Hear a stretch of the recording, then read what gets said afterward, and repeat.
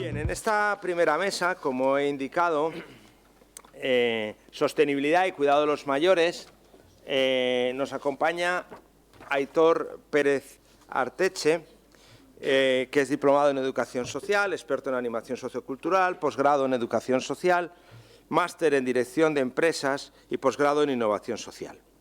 Lleva más de 35 años de experiencia en el diseño y gestión de servicios sociales sociosanitarios, como director de actividades y servicios de la Cruz Roja o gestor del programa europeo Horizon y promotor y sociodirector de Gerocon desde el año 2000.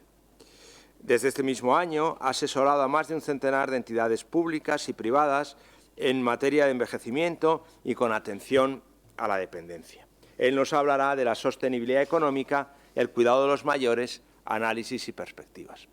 Pero también en esta mesa nos acompaña el doctor Rafael Pujol, que es catedrático de Geografía Humana y doctor honoris causa por 7 universidades de América Latina. Ha sido rector de la Universidad Complutense de Madrid y en la actualidad sigue siendo de ella rector honorario. En su larga trayectoria profesional ha ostentado diferentes cargos académicos. Gran parte de su labor la desarrolló en la Universidad Complutense de Madrid, donde fue director de departamento, vicedecano de Geografía e Historia, vicerrector de Ordenación Académica y, como he dicho, rector entre 1995 y 2003. Actualmente sigue siendo rector honorario y catedrático de Geografía Humana. Entre los cargos más destacados en diferentes instituciones académicas se encuentra la de presidente y actualmente miembro del Grupo de Población de la Asociación de Geógrafos Españoles, vicepresidente de la Real Sociedad Geográfica, miembro de la Junta Directiva del Capítulo Español del Club de Roma, vicepresidente primero de la Real Sociedad Geográfica y es exvicepresidente de la Fundación General de la Universidad Complutense de Madrid. Además, patrono de otras fundaciones y full member del Club de la Haya. Él nos hablará de la sostenibilidad y los factores demográficos, una consideración ética. Bueno, pues en primer lugar le doy la palabra a Aitor Pérez, mientras pongo la presentación un segundito.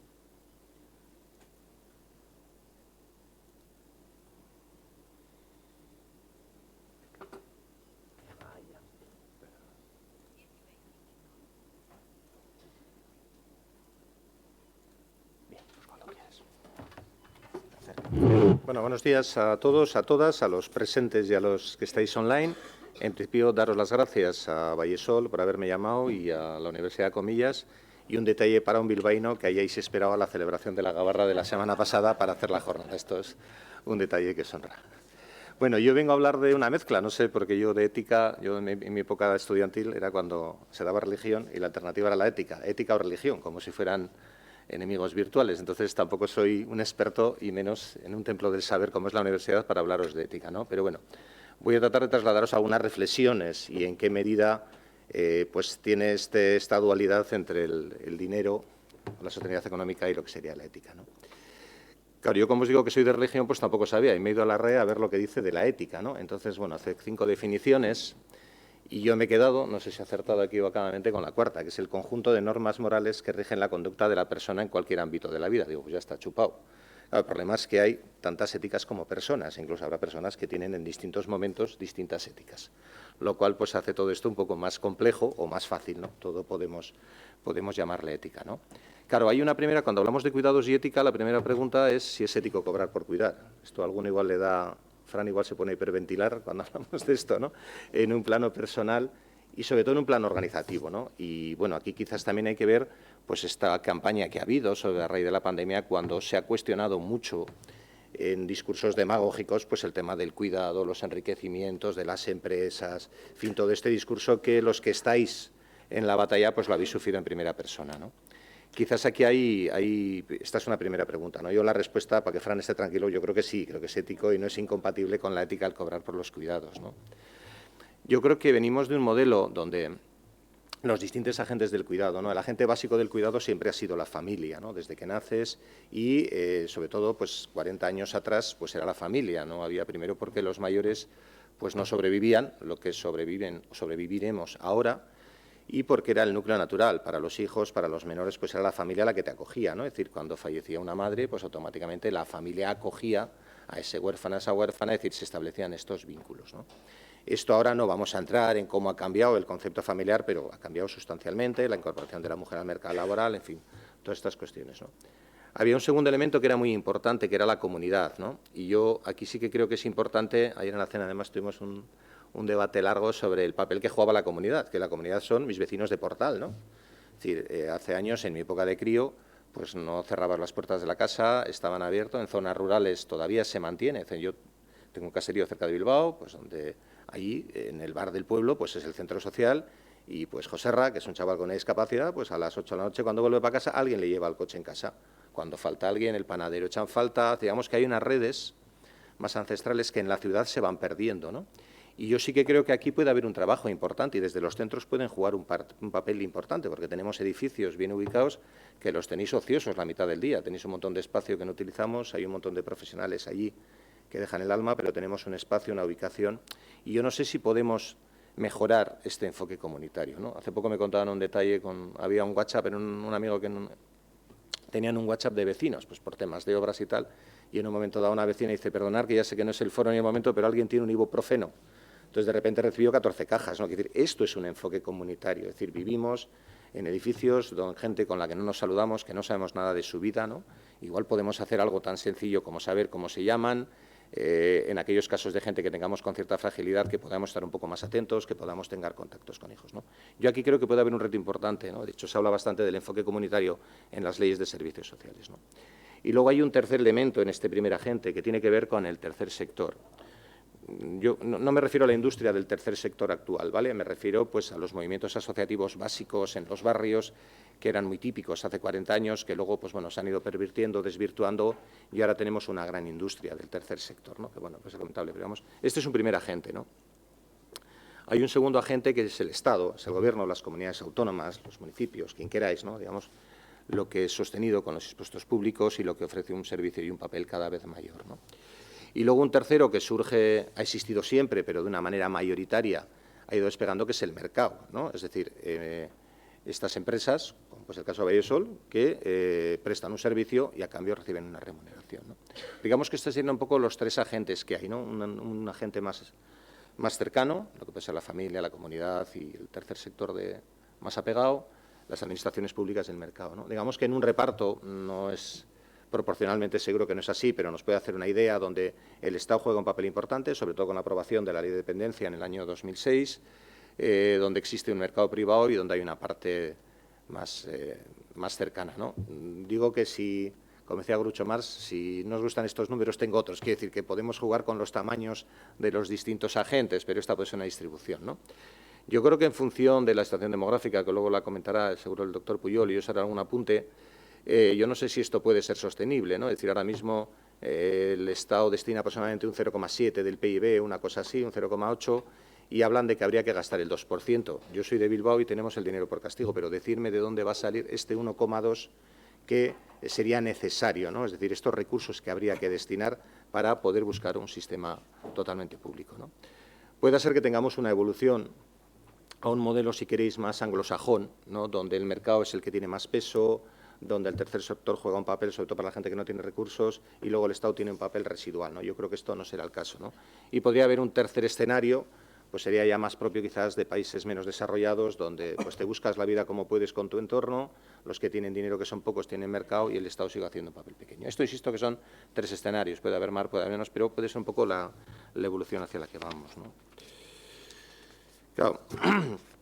Cuando hablamos del cuidado ideal, yo me vais a perdonar, pero si os pregunto, ninguno de los que estáis aquí querríais acabar en una residencia de Vallesol. Alguna me diréis que sí, pero en general no. El cuidado ideal, cuando lo percibimos y cuando lo pensamos, pues todos lo estamos concibiendo en nuestra casa, ¿vale? La que hayamos elegido, la que tengamos de manera mayoritaria. Con nuestros seres queridos, con los que nos quieran o con los que nos aguanten, es decir, con nuestro entorno más cercano.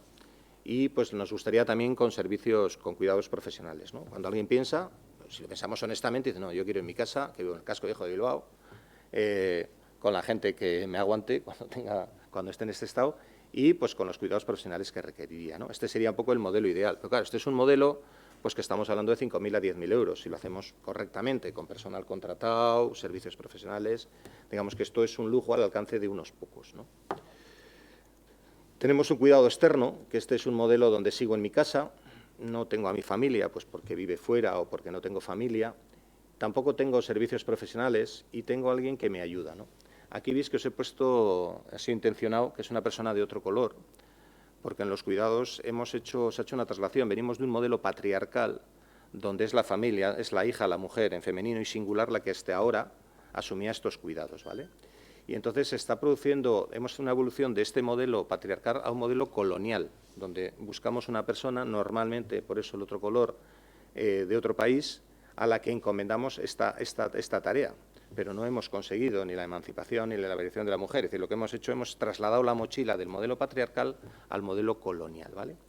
Este es un modelo que, de alguna manera, está mucho más extendido, este es mucho más asequible, pues puede costar de 1.000 a 1.500 en función de si es interna, si tengo soporte, ¿no? Estaríamos hablando de otro modelo.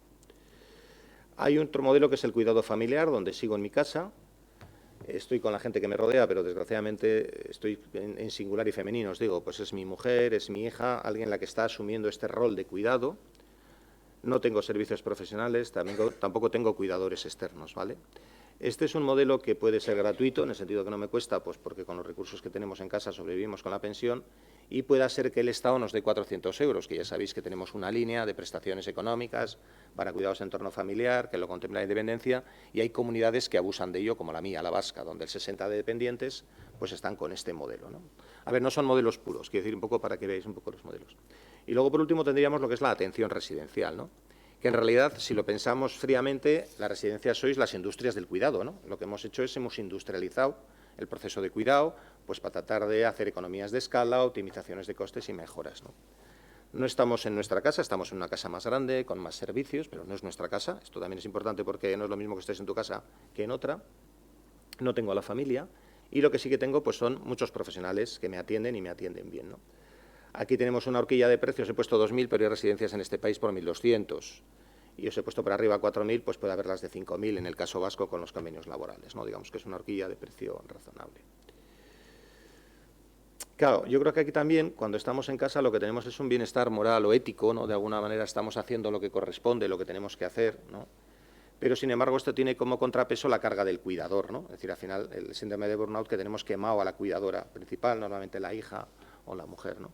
Y esto choca cuando vamos al modelo residencial, donde hay un sentimiento de culpa. Los que sois directores, yo cuando doy formación para directores, pues lo que lucháis con las familias es con el sentimiento de culpa, ¿no? Lo que las familias más miedo cuando van a ingresar a un familiar es este sentimiento de culpa de que están haciendo algo que no les gustaría que hicieran con ellos, que es ingresar a una residencia, aunque sea maravillosa, de Vallesol, pero hay este sentimiento de culpa, ¿no?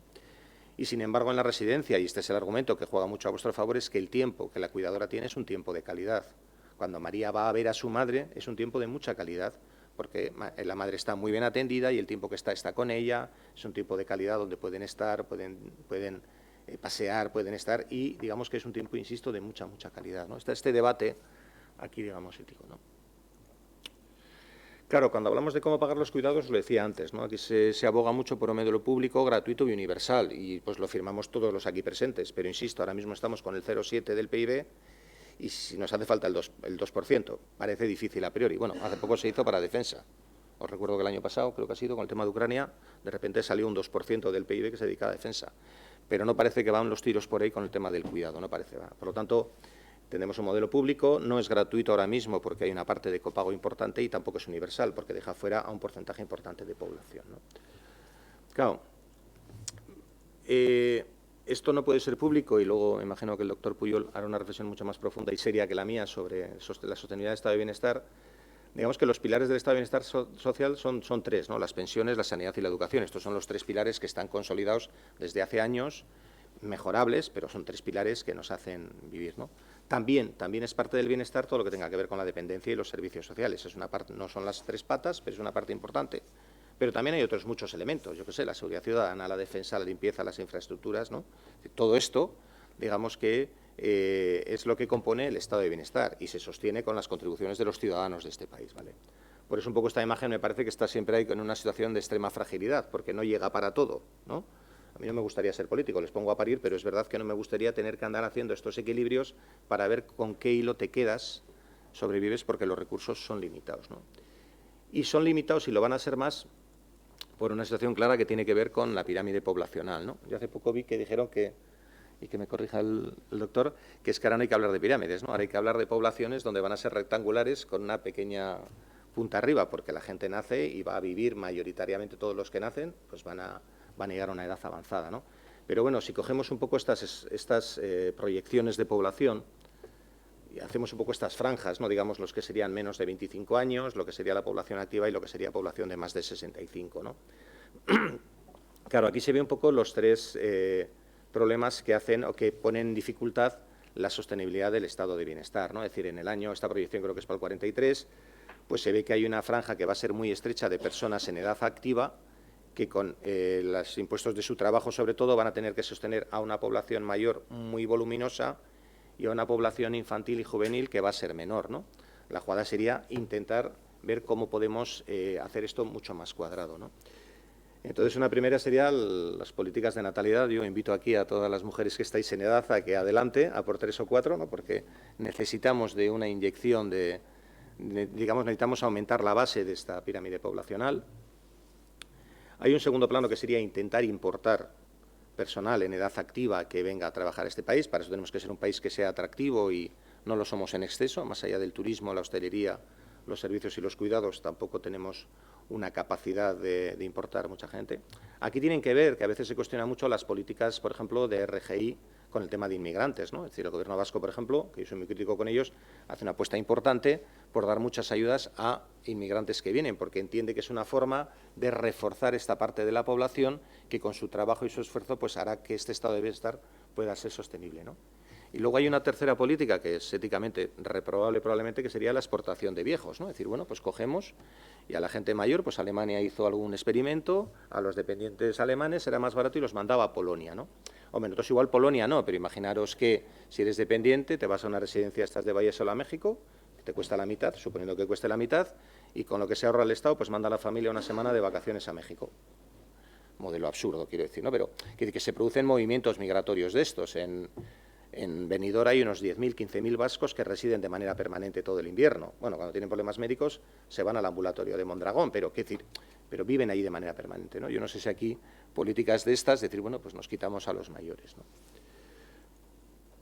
Bien, por ir avanzando un poco, ¿cómo se pagan los cuidados, ¿no? Pues yo creo que lo que parece que es claro, razonable, es con impuestos, ¿no? A lo largo de toda nuestra vida para la sostenibilidad del Estado, mediante las pensiones, las rentas y los ahorros, ¿no? La ley de dependencia sí lo establece, es decir, una vez que tú quieres entrar en el sistema de atención a la dependencia, una vez que te consideran que eres dependiente, pues lo que se hace una radiografía de cuál es tu pensión, si tienes algún tipo de renta inmobiliaria y si tienes ahorros. Y esto es lo primero que se coge y es un dinero con el cual se te pagan los cuidados de atención a la dependencia, ¿no?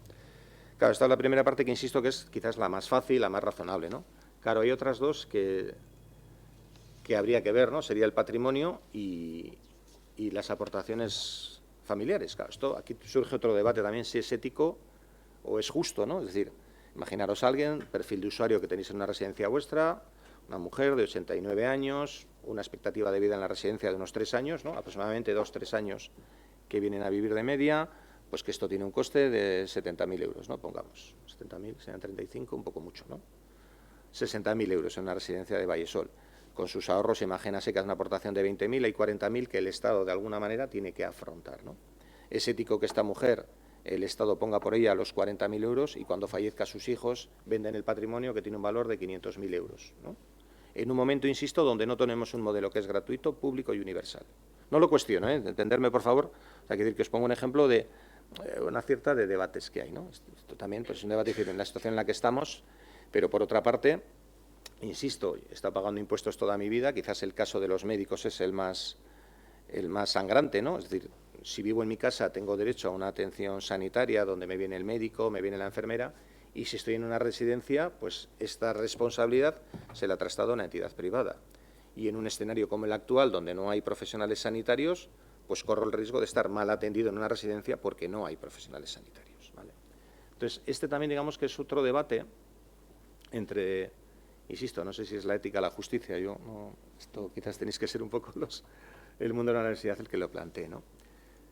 Porque yo creo que hay otro concepto, y con esto ya acabo, hay un concepto social, no sé si extendido, no sé si lo hemos mamado de que hemos sido críos con las generaciones anteriores y lo replicamos, que es que los hijos son inversión, ¿no? Es decir, yo si os planteo aquí a los que tenéis hijos, por dinero que no sea, si tiene que ir a la universidad, comillas, que me vais a perdonar, pero barata no será, que mi hijo está en Deusto y barata no es, quiero decir, pues esto se hace el esfuerzo. Si de aquí tiene que ir luego a hacer un máster a la British tal, pues se va a hacerle British. Si tiene que hacer inglés, esto no se cuestiona, no cuestionamos para nada.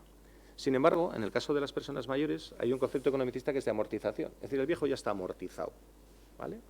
Pero esto es un discurso que está internalizado. O sea, viste, si mis padres en esta situación, yo recuerdo con mi padre, pues en la última etapa de su vida, pues donde cualquier gasto que era dinero suyo, que se lo había ganado y lo había ahorrado, pues era un gasto que él consideraba innecesario y absurdo, ¿no? Entonces yo creo que esto ha calado en las personas y desgraciadamente también cala en nosotros. Y esto también cala en las prioridades políticas y sociales a la hora de destinar el gasto, ¿no? Es decir, con los hijos hay muchos menos miramientos que con el cuidado y la atención a los mayores, ¿no? Pues hasta aquí he llegado. Muchísimas gracias a todos y a vuestra disposición.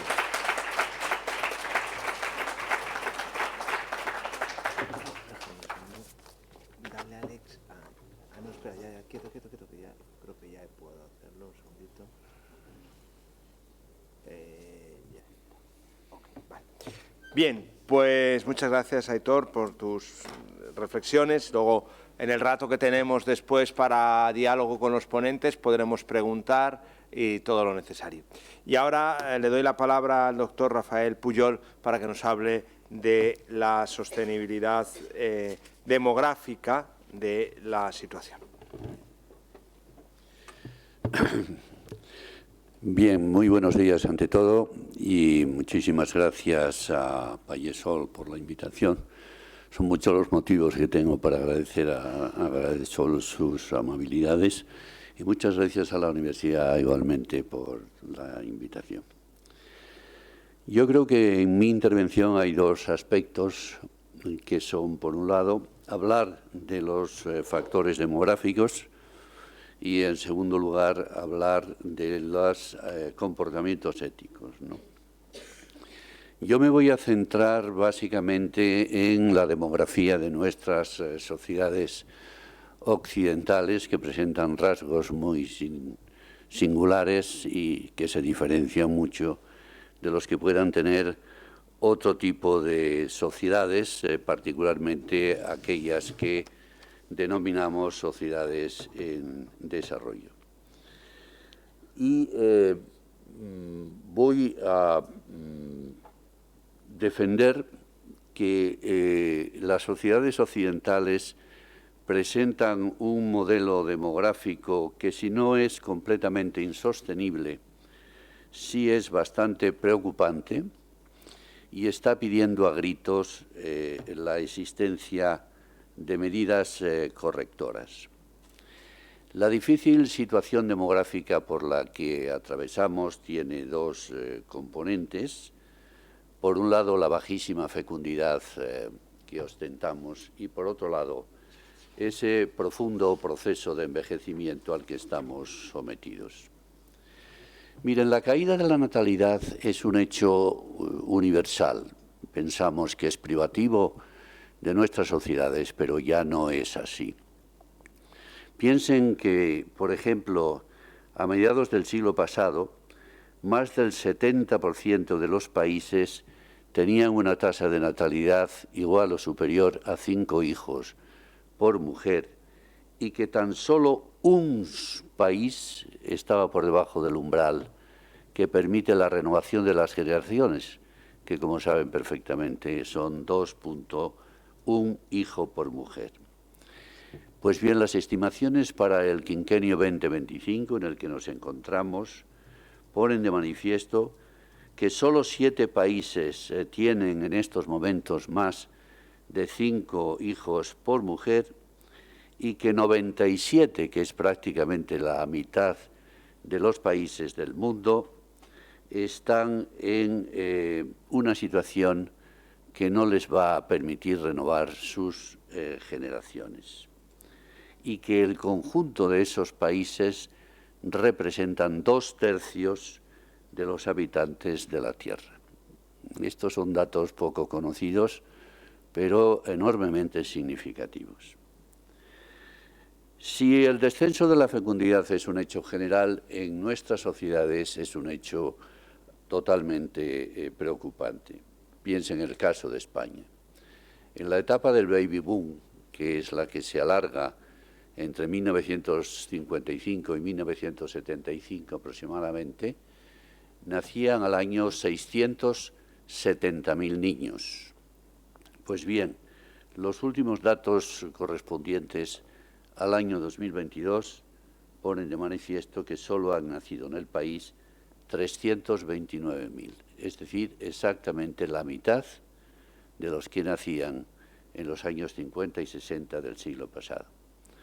Ha disminuido mucho la mortalidad infantil, se han multiplicado los procedimientos de control de los nacimientos, se ha producido un hecho que a veces es poco conocido, pero que es de enorme alcance, como es la reducción de las mujeres en edad de procrear. Miren, en España, entre el año 2008, que es el comienzo de la última gran crisis económica, y el momento actual, hemos perdido más de 1 millón de mujeres entre los 15 y los 49 años, que son las edades estadísticas de la natalidad.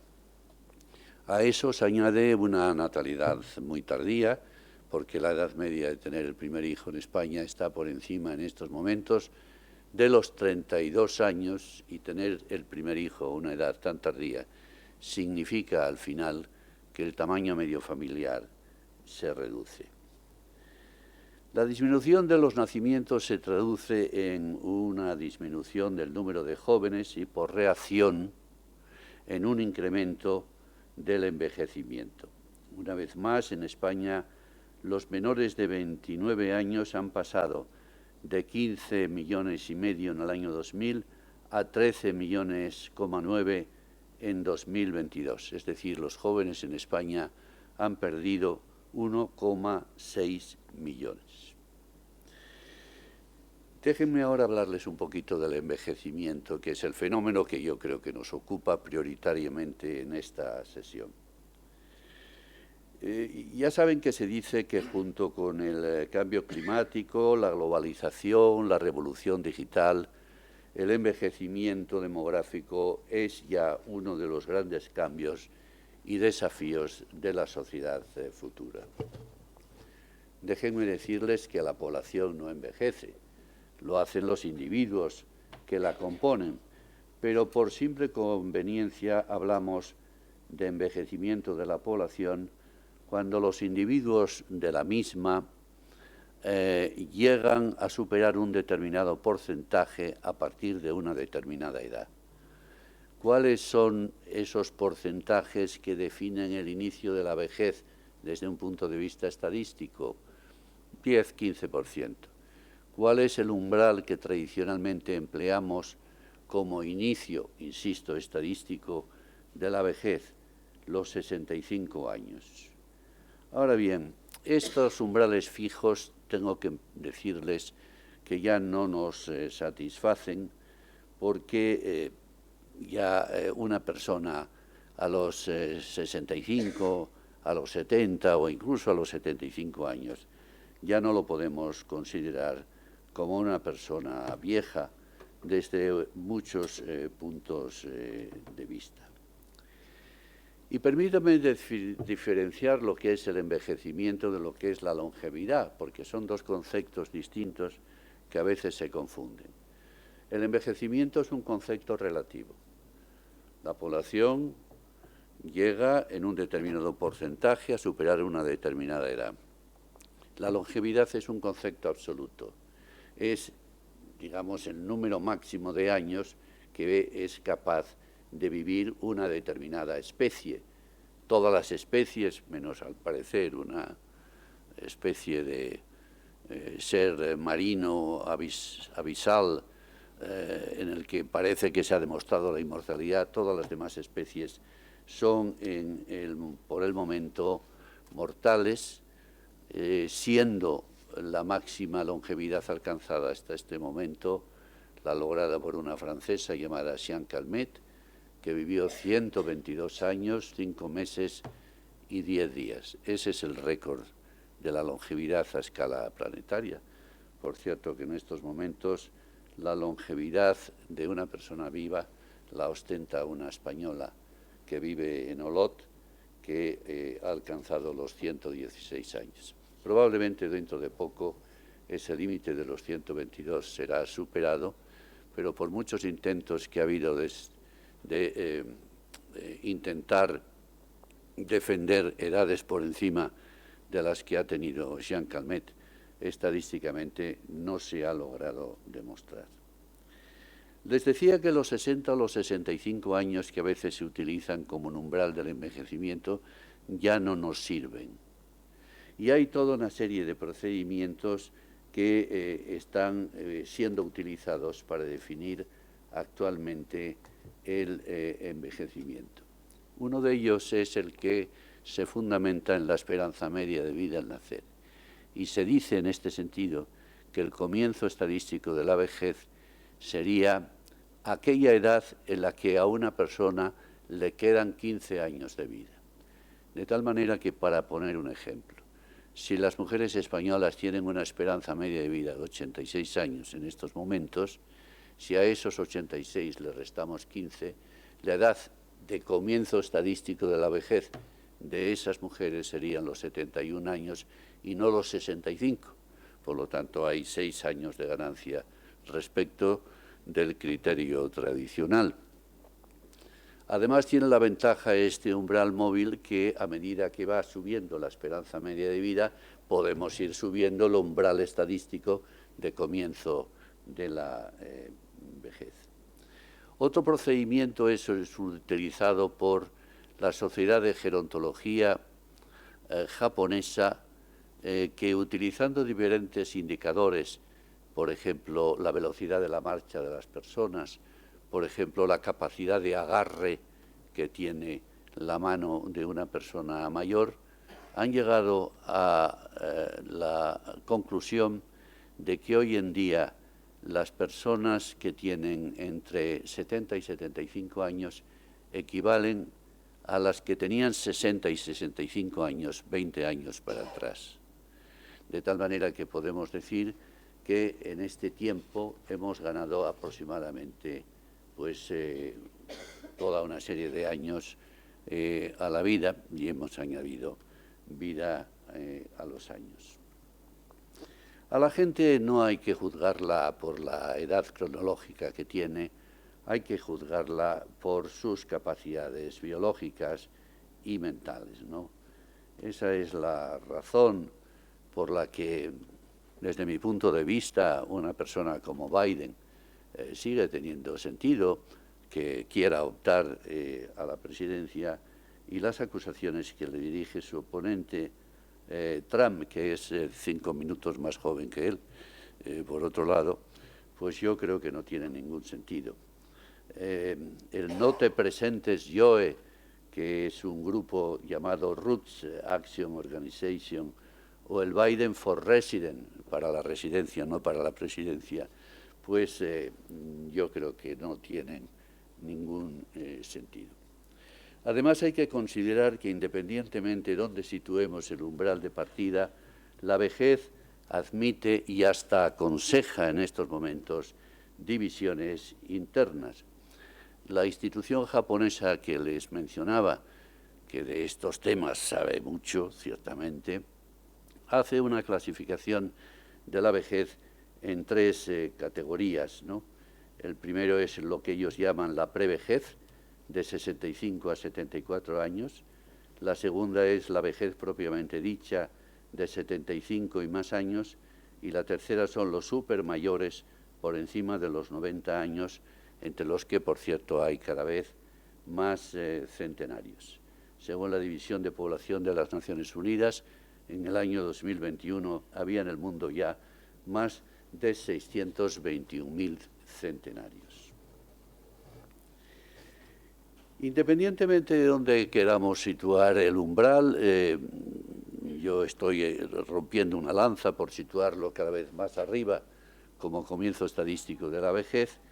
Lo cierto es que el número de personas mayores, vamos a emplear un término cualitativo, está creciendo a una velocidad verdaderamente fuerte. Miren, a escala global y por emplear un umbral, digamos los 65 años, la población va a pasar de 727 millones que había en el año 2020 a 1.548 millones en el año 2050. Es decir, la población de 65 años y más se va a doblar. Si ya hoy una persona de 65 años no la podemos considerar mayor, en el año 2050 todavía con mucha menos razón. Por lo tanto, yo creo que lo que podríamos comparar quizás son las personas de 65 años actuales con las que en el año 2050 tengan como mínimo 75. Ahí sería más o menos una comparación más justa de la que podríamos hacer utilizando en ambos casos el umbral de los 65 años. Bueno, efectivamente, pues miren, vamos a partir de los 75 años y utilizando ese umbral podemos comprobar que el número de personas que va a haber con esa edad en el horizonte 2040-2050, pues va a ser realmente muy fuerte también, que prescindamos de esa franja de los 65 a los 75 años. ¿Y por qué se produce el envejecimiento? Aquí hay una idea a veces equivocada y conviene quizás aclararla, ¿no? El envejecimiento se produce ante todo por una caída de la fecundidad. Es decir, como es un concepto relativo, si disminuye el número de nacimientos y disminuye el número de jóvenes, por reacción aumenta automáticamente el número de adultos y el número de personas mayores.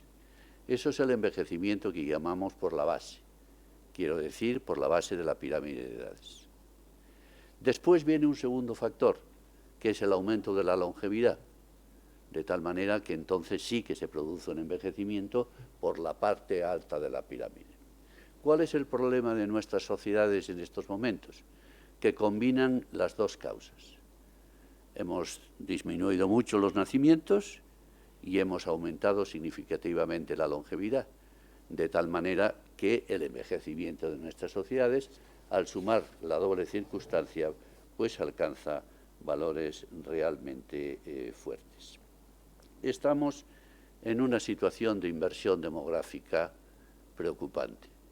Hasta, digamos, los años 60, 70 del siglo pasado, había más jóvenes que mayores.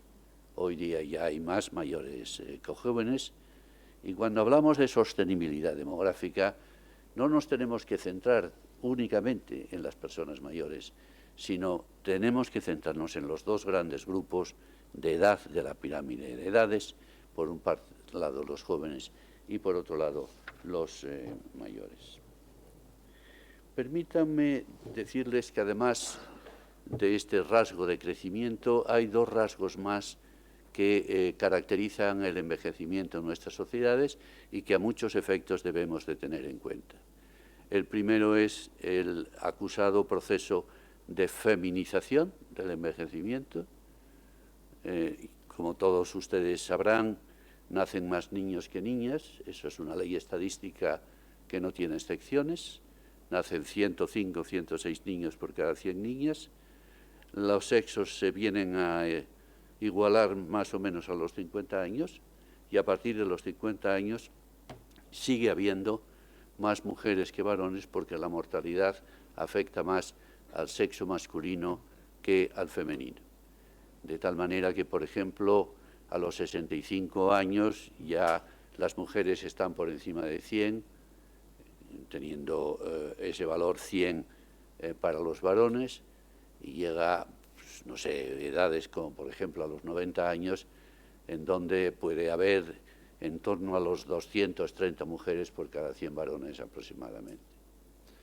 Yo suelo decir que si alguien tiene la imperiosa necesidad de contraer matrimonio, los 90 años es una edad muy apropiada, porque el mercado matrimonial es muy abundante para los varones a esa edad. No sé si en las residencias ocurre algo de este estilo, pero es una circunstancia muy clara. La segunda característica del envejecimiento es lo que llamamos el envejecimiento de la propia vejez. Cada vez más personas que cumplen 60, que cumplen 70, que cumplen 80, van cumpliendo sucesivamente 90, 100 años. Ya ha nacido la generación que va a vivir una esperanza media de vida al nacer de 100 años, ya está ahí. Y por lo tanto el crecimiento del envejecimiento de la propia vejez es un hecho verdaderamente incontrovertible. Permítanme ahora, después de hablar de estos factores, digamos, de naturaleza demográfica, hablar de una consideración ética del envejecimiento. El hecho de que cada vez más personas vivan más años y en unas condiciones mejores, yo creo que tenemos que considerarlo ante todo como una conquista social, aunque tenga muchas batallas pendientes, evidentemente. Sin embargo, son muchos los que ven en el envejecimiento pues un fenómeno prioritariamente negativo y lo evalúan en términos de gastos de pensiones, de gastos sanitarios, de gastos de dependencia y muy poco en el ámbito de las oportunidades y de los beneficios. Hagan ustedes el siguiente ejercicio, métanse en Google y escriban el envejecimiento como problema.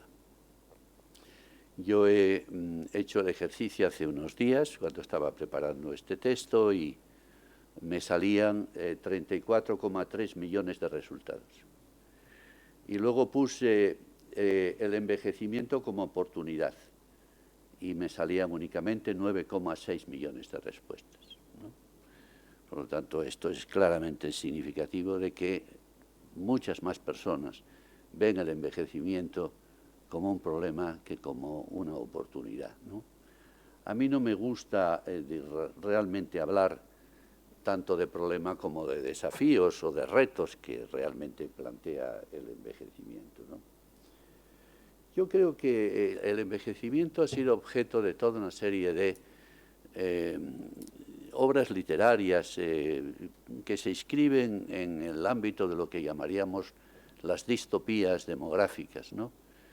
Quizás recuerden ustedes aquella famosa obra del argentino Bioy Casares que se llamaba Diario de la Guerra del Cerdo, que en el dialecto correspondiente se denominaban chanchos, ¿no? Fue publicada en los años 70 del siglo pasado y es una ficción que transcurre en la ciudad de Buenos Aires y que plantea una contienda en la que los jóvenes atacan a los mayores, que son calificados de egoístas, materialistas, voraces, roñosos y, en definitiva, unos verdaderos chanchos, ¿no?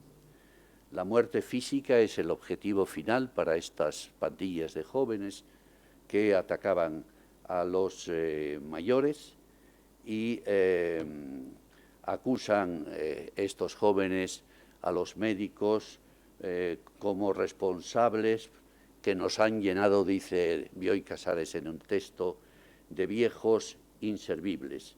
Unos viejos que además juegan un papel nocivo, decía Bioy Casares, debido al papel que los votos de los mayores desempeñan en las sociedades democráticas. No es la única obra de ficción. Yo recuerdo otra obra del controvertido autor francés llamado Michel Houellebecq, que se llama La posibilidad de una isla, en la que el protagonista, llamado Daniel, se lamenta de un mundo reservado a los jóvenes y en el que las personas viejas son tratadas como ciudadanos de segunda, como auténticos desechos. Bueno, yo creo que afortunadamente no hay sociedades en las que se acose y se acabe matando a los viejos por su condición, y es de esperar que la ficción de Casares pues no tenga nunca lugar, ¿no? Pero sin embargo ha habido recientemente algunos indicios preocupantes, ¿no? Probablemente todos recordarán aquella frase del ministro de Finanzas japonés Taro Aso, quien a sus 72 años pidió a los más viejos de su país que no utilizaran los cuidados paliativos, ¿no? Que se den prisa y se mueran, fue su frase, ¿no? Estas afirmaciones, afortunadamente, constituyen una excepción y al final causaron la dimisión de Taro Aso, pero es un indicio que quizás en algunas otras sociedades podría tener algunos rescoldos y que hay que a toda costa tratar de evitar, ¿no?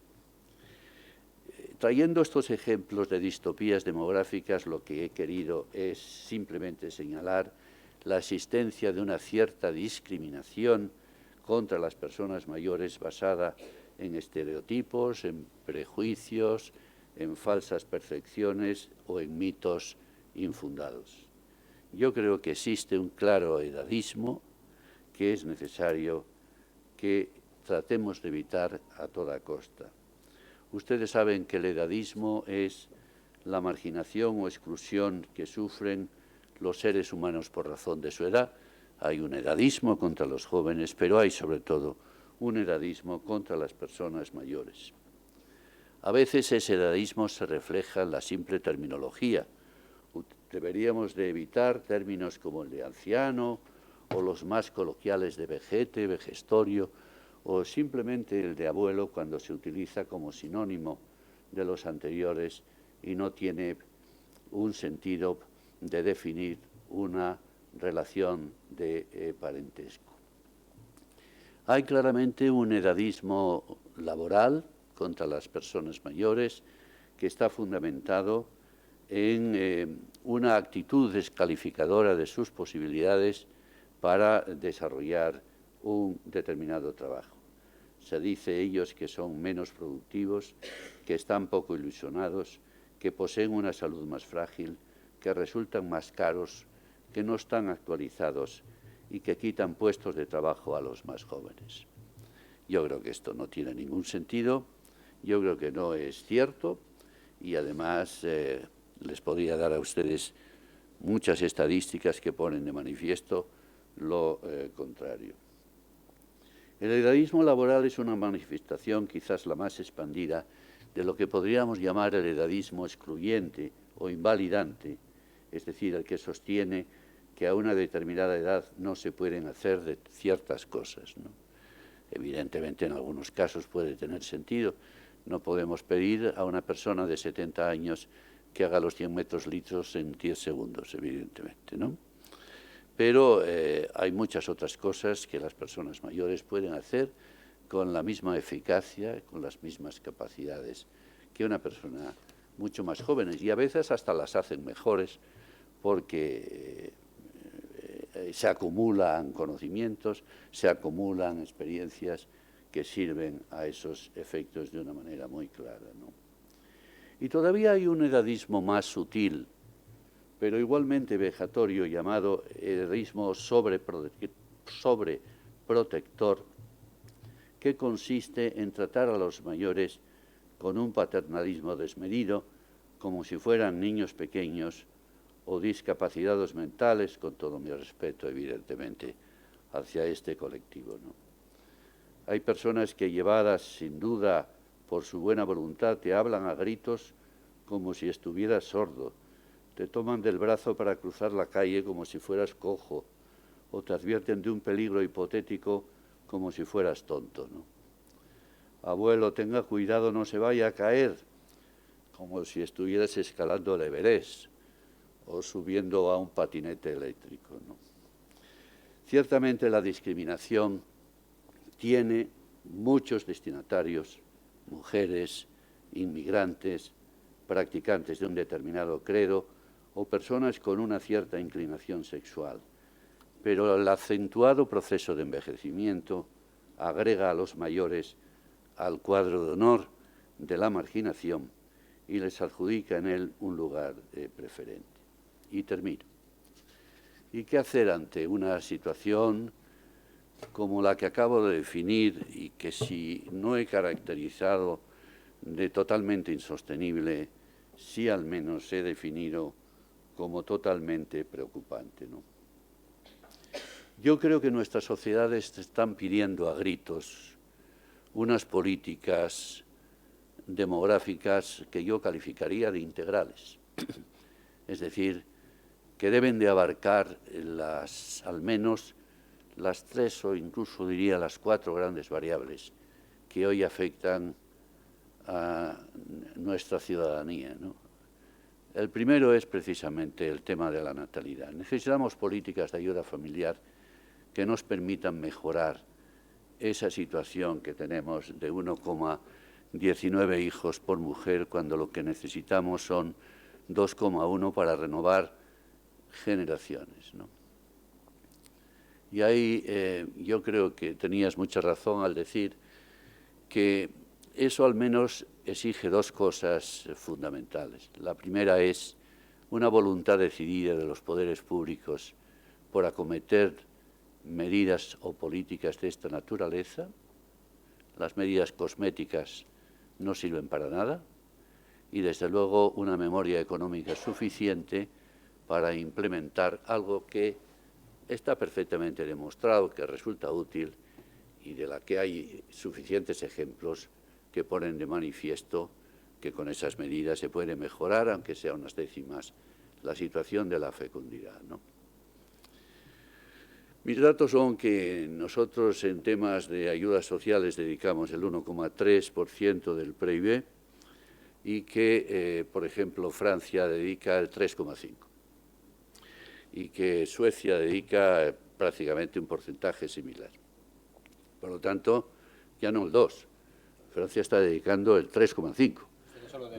Por lo tanto, bueno, estos son ayudas sociales en general. Bueno, si tuviésemos una política de esta naturaleza, probablemente, pues, aunque nunca vamos a llegar a en fin, recuperar el umbral de renovación de generaciones, sí podríamos mejorar unas décimas, que, aunque fueran pocas, serían positivas, porque hemos llegado a una situación tan baja que cualquier aumento resulta beneficioso. El segundo bloque de medidas tendrían que estar orientadas a la migración, ¿no? La migración es un bálsamo para nosotros, es decir, porque nos ayuda a resolver problemas del mercado laboral, nos ayuda a resolver problemas económicos importantes y al mismo tiempo ayuda a nuestra propia demografía, ¿no? Hay que tener en cuenta que el 20% de los niños que nacen en España tienen madre o padre extranjero, ¿no? Y el tercer bloque sería precisamente las medidas contra el envejecimiento. Y aquí hay de 2 naturalezas.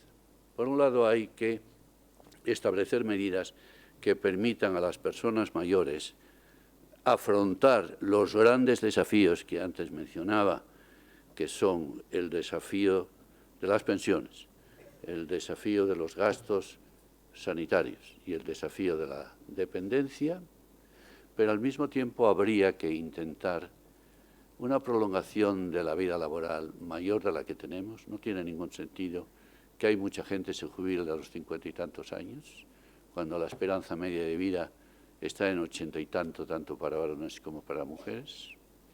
Y ahí se requeriría un pacto social entre los 4 grandes interlocutores del mercado laboral, la administración, los sindicatos, las empresas y los propios trabajadores.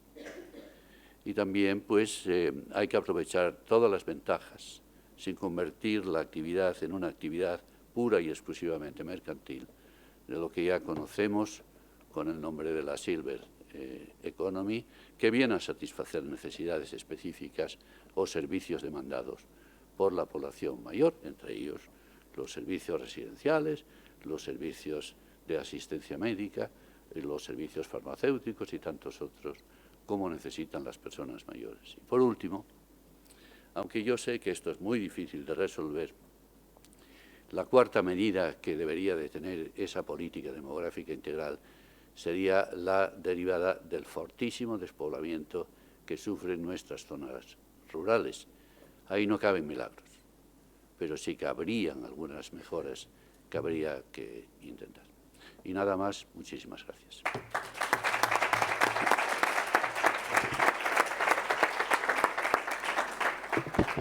Muchas gracias, profesor. Bueno, pues ahora tenemos hasta el descanso un tiempo para las preguntas, para el diálogo, tanto a los que estamos en la sala como a los que están en Internet. Es decir, si alguien quiere hacer alguna pregunta de los que están, como ya he escrito, puede hacerlo en el chat. Aquí tenemos una pregunta, en primer lugar.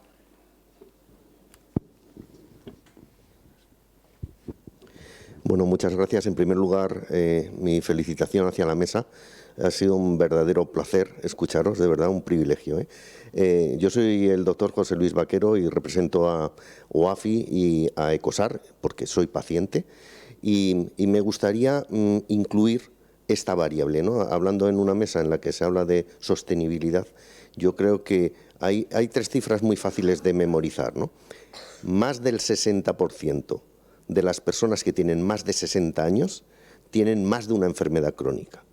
Y aquel que no cumpla esa regla seguramente es que no está diagnosticado, O sea, porque esto es un hecho. Entonces, hablar de edad avanzada y hablar de pacientes en muchos casos es sinónimo, y en un tema de sostenibilidad esto es especialmente relevante, ¿no? El que hablemos de prevención, también incluso siendo mayor hay cosas que prevenir todavía. El hablar del abordaje, como comentabas, doctor De Amo, ¿no? El abordaje holístico, no solo físico, también emocional, la afectación emocional de la enfermedad. En fin, todas estas variables creo que complican, desgraciadamente, ¿no?, este pool, ¿no?, que interviene en la sostenibilidad, ¿no? Y por eso quería introducir la variable de la enfermedad. Gracias. Yo quizás no sé mucho de enfermedad, más allá de la propia, ¿no? Pero las propias.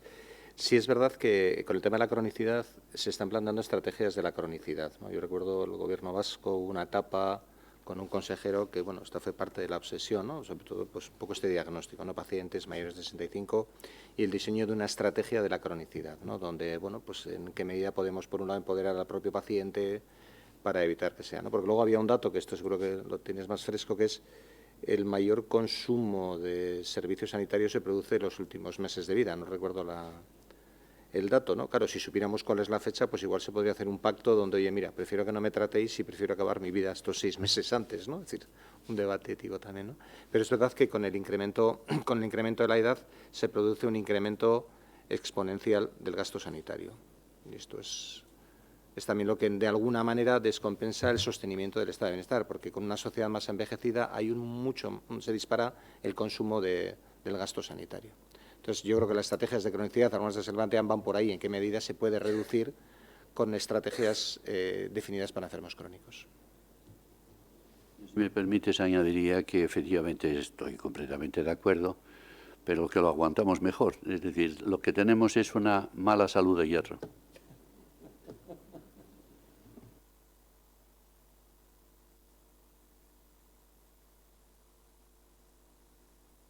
Si alguien quiere hacer alguna pregunta más o alguna intervención. Yo, mientras lo vais pensando, porque siempre hay veces hay que dar un poco de tiempo para que la mente vaya formulando sus preguntas, yo tengo 2 cuestiones. Una es, que me ha extrañado, la subsidiariedad, es decir, en la sostenibilidad económica todo el mundo quiere un sistema público, universal, gratuito, pero no ha aparecido la figura de la subsidiariedad, es decir, que las empresas de servicios, o como has dicho, en el fondo actúan subsidiariamente. Es decir, si todo el mundo tiene un derecho a ser cuidado y de alguna manera le compete al estado de bienestar en la medida en que tenemos este pacto social democrático, de un estado democrático, social y de derecho, ¿hasta qué punto el Estado no debe o no tiene por qué absorber todo? Es decir, oiga, hágalo usted subsidiariamente. Es decir, esa fórmula intermedia que existe de alguna manera en los conciertos, pero bueno,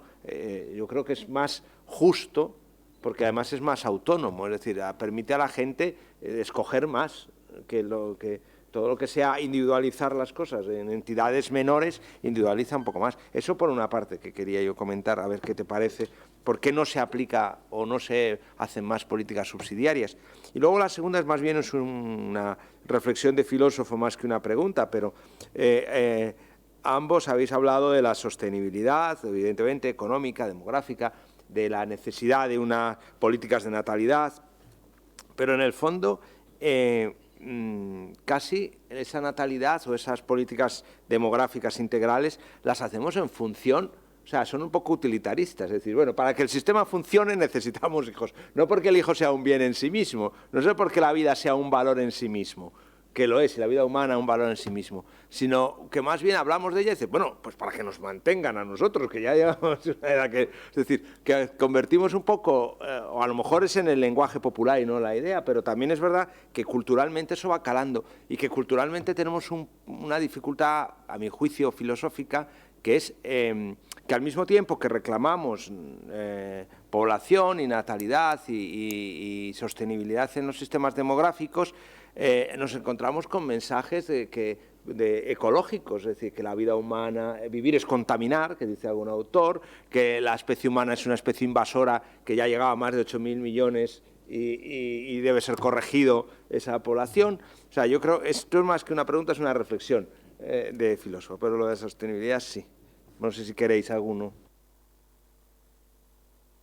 Yo por la parte de hijos, por lo que me afecta también, ¿no? Al final los hijos se convierten, y es verdad que socialmente, en un objeto de culto, porque antes eran muchos y ahora son pocos. Entonces, ahí lo comentábamos también en la cena, al final, pues aquí yo creo que se nos va un poco la pinza con el tema de los hijos, ¿no? Es decir, los hemos convertido, están en un altar, en los colegios ya no vale aquello de que el profesor se viene a cuestionar todo, cualquier norma, etcétera, ¿no? Pero estoy de acuerdo contigo, es un tema más filosófico. En la parte de la subsidiariedad, a ver, desde un punto de vista más pragmático, ¿no? Digamos que desde la entrada en vigor de la ley de dependencia, lo que la ley dice es que todo ciudadano español tiene derecho, cuando es dependiente, a que el Estado le ofrezca una prestación o un servicio que pueda atender su dependencia, ¿no? En el caso de la atención residencial, porque quizás es un poco el más, por volumen económico, digamos, el más llamativo, pues el 75% aproximadamente de las residencias de este país son de titularidad privada y un 25% son de titularidad pública. De este 25% de titularidad pública, pues yo creo que el 60%, una cosa así, son de gestión privada.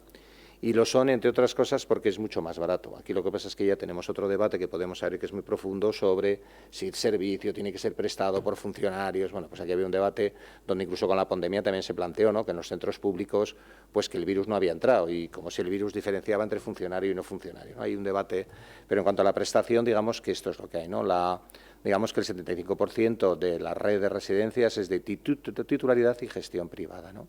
Y mayoritariamente las plazas son ocupadas por personas, pues yo creo que de las 400.000 plazas que hay en España, hay 60.000 que son privadas puras y el resto de alguna manera tienen una aportación pública, bien con un vía de concertación o bien con la vía de prestación económica, ¿no? Se lleva peleando tiempo hablando de la libertad de elección. Y esto es un debate que no en todas las comunidades ha calado, porque esto depende de cada comunidad autónoma. Es decir, a la hora de que la comunidad autónoma, pues Madrid, por poner un ejemplo, define su modelo de prestación de este servicio, utiliza la red propia de centros de titularidad y gestión propia y los centros que quieren concertar plazas o que quieren recibir prestación. Entonces, en el caso de Madrid, por ejemplo, pues no está contemplada la libertad de elección, como que el ciudadano pueda elegirlo. Tienes una lista de espera y en función del sistema de gestión, pues te toca o no te toca el centro que quieres, ¿no? Esto es un elemento donde también, si están dentro del sector, los profesionales del sector, pues un tema que está encima de la mesa desde hace tiempo, o sea, que el ciudadano tenga la potestad y la capacidad de elegir, ¿no? Y más en tiempos donde está hablando de una cosa que es el modelo de atención centrada en la persona, donde puedes elegir el menú del día, puedes elegir si haces a macramé o juegas al bingo, pero sin embargo no tienes la libertad de elegir el centro al que quieres ir, ¿no? Pero esta subsidiariedad se da, es decir, al final el Estado se ve obligado de alguna manera porque no tiene capacidad, y también no nos engañemos porque es mucho más barato para él, comprarle plazas a la iniciativa privada, que es un poco el modelo en el que estamos, ¿no? Otra cosa es que pague poco o que debiera de comprar más, ¿no?, por las necesidades. Es verdad que yo creo que en muchas de estas políticas que se ponen en marcha hay un cierto carácter utilitarista, ¿no? Necesitamos mejorar la natalidad porque necesitamos más cotizantes que puedan contribuir al pago de las pensiones de un número creciente de jubilados. Yo, sin embargo, me fundamento en la defensa de estas políticas en un hecho muy particularmente comprobado en España, que es el siguiente, ¿no? Nosotros tenemos periódicamente unas encuestas llamadas de fecundidad en la que se pregunta a las padres y a las madres y a los padres españoles toda una serie de cuestiones relacionadas con la natalidad, ¿no? Y una de las preguntas típicas es, bueno, ¿a usted cuántos hijos le gustaría tener, ¿no? Le gustaría tener, es decir, con toda libertad, dígame usted. Y la respuesta mayoritaria, por encima del 80%, tanto de padres como de madres españolas, es 2. Y si no tienen 2, si tienen 1,19, es porque hay una serie de factores que lo impiden. Por lo tanto, el deseo expresado por las madres españolas en potencia es de tener 2 hijos. Y por lo tanto lo que reivindican es toda una serie de medidas que les permita el cumplimiento de ese deseo, ¿no? Por lo tanto, bueno, hay un cierto carácter utilitarista, pero también hay la manifestación de que quieren ser madres y padres de un tamaño familiar que como mínimo está en ese umbral aproximadamente.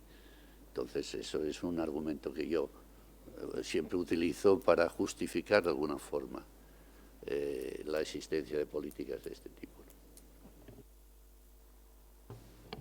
No sé si hay alguna pregunta más, alguna intervención. Aquí hay una pregunta. Mientras tanto, nos dicen en el chat que nos recomiendan ver El agente tipo, sobre un señor que entra en una residencia, de topo en una residencia. Muchas gracias al profesor Rafael Pujol y a Aitor Pérez por sus interesantes reflexiones sobre estos temas.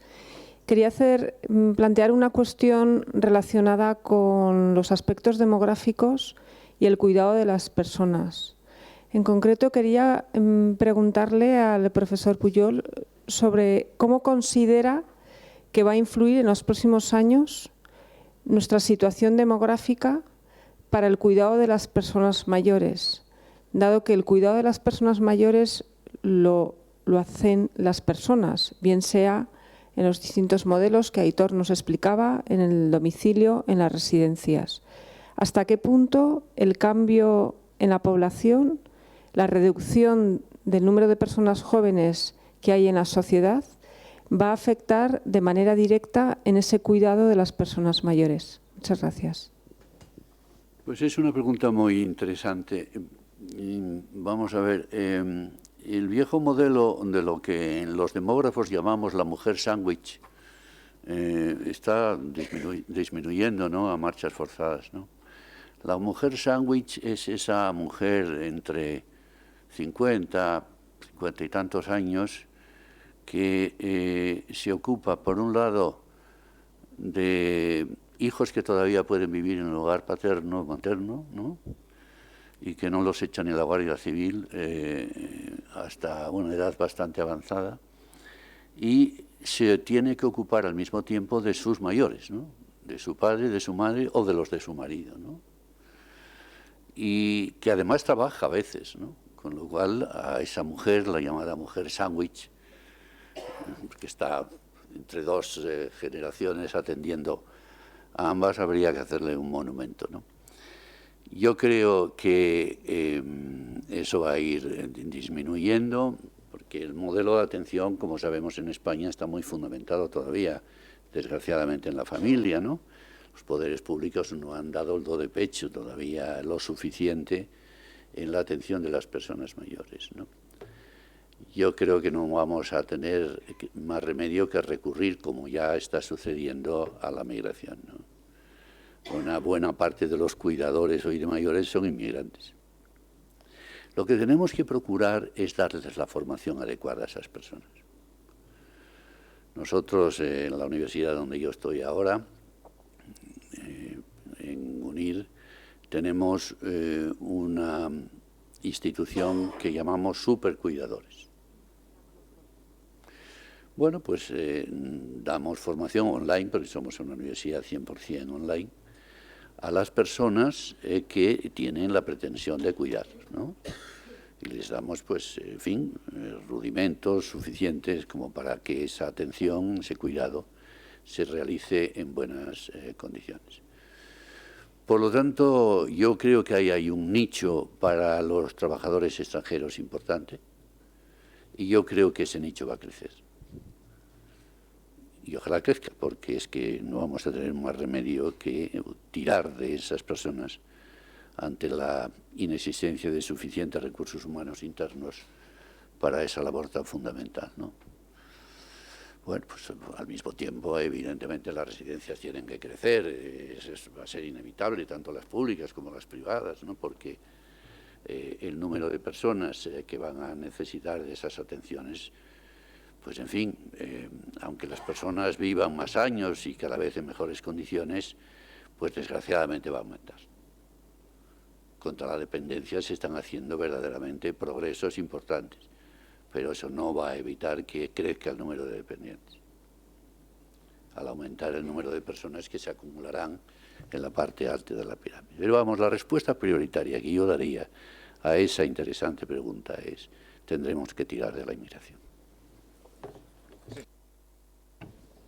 A ver, yo creo que, aunque se están haciendo muchos avances tecnológicos, nosotros trabajamos con centros tecnológicos, y ahora mismo hay una limitación tecnológica que es la manipulación de seres humanos vivos. Muertos no hay problema porque lo hizo Hitler con excavadoras, pero hay que decir que una limitación tecnológica importante es la manipulación de seres humanos vivos. Por lo tanto, pues nos guste o no, esto tiene que hacerse con personas, ¿no? Yo creo que ya es una realidad el tema de la inmigración, y hay que rezar para que no aparezca coltán en los países de Sudamérica, porque si de repente se descubre coltán en Colombia, donde importamos miles de mujeres, pues dejarán de venir aquí y se quedarán en su país trabajando en las minas. Digo coltán, o un mineral precioso, ¿no? O sea, porque ahora mismo yo creo que es una parte importante de lo que vivimos, ¿no?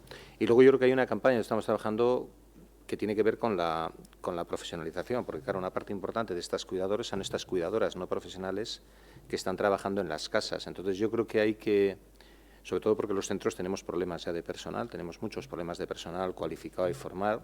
Entonces yo creo que hay que hacer esfuerzos y están empezando a desarrollar proyectos para ir capacitando a esta gente, porque esto es curioso. Tenemos cuidadoras, este modelo que yo os decía del patriarcal al colonial, donde una persona que viene de su país directamente la metemos a vivir con una persona con Alzheimer en un piso de Móstoles y ahí no entra la administración, ni entra nadie, ¿no? Entonces yo creo que hay que hacer un esfuerzo por cómo podemos capacitar a esas personas para que puedan dar un salto profesional de un trabajo de servicio doméstico en un régimen, pues el que es, a que puedan trabajar en una empresa con un contrato en condiciones, con unas condiciones laborales, con un convenio que seguro que es mejorable, pero que es un salto importante y cualitativo con respecto a lo que tienen.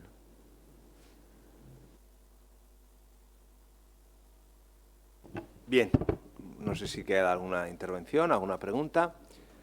En el chat nada más. Bueno, pues tenemos un tiempo de descanso hasta las 12:15.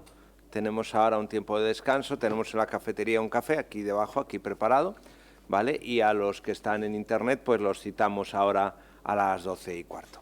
Pues nada, muchas gracias a todos, muchas gracias a Rafael Pujol, a Aitor Pérez Arteche. Muchas gracias. La sala se cerrará, o sea que si queréis dejar algo, ahora la cerramos. Muchas gracias. Muy bien.